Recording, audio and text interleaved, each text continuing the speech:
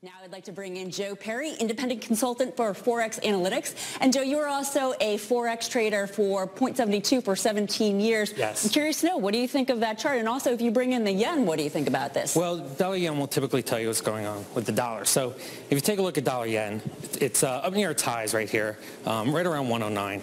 But if you look at bonds, you want to know what's going to happen when people start getting out of bonds. The positioning right now is very aggressively short. Interest rates are high. So what's going to happen now when interest rates start to go lower if people decide to get out of bonds and start buying back? There's a wedge. If people start getting out, they get squeezed, then it goes up.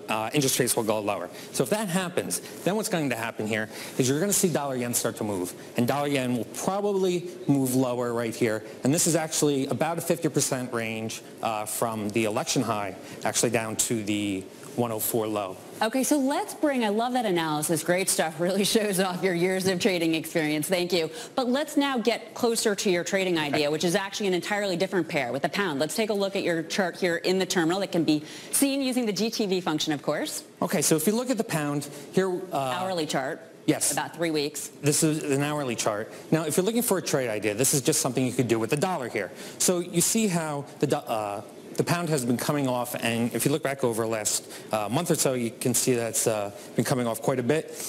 Here you can see that the RSI on the bottom is starting to diverge, and it's actually moving higher as price is moving lower.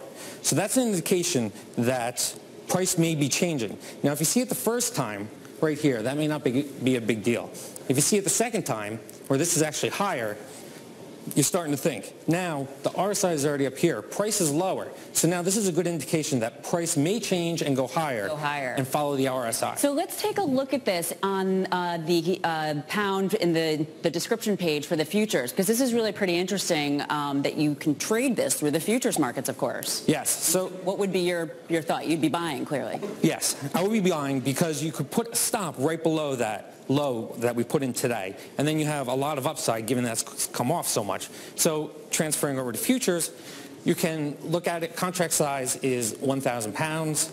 Tick value is 1,000 per point, and the tick size is 0.001. So there is significant upside that you can make given the liquidity that you can access in these markets. Great stuff. Joe Perry, independent consultant for Forex Analytix. Yes, thanks for joining us. Great Forex analysis there for charting futures.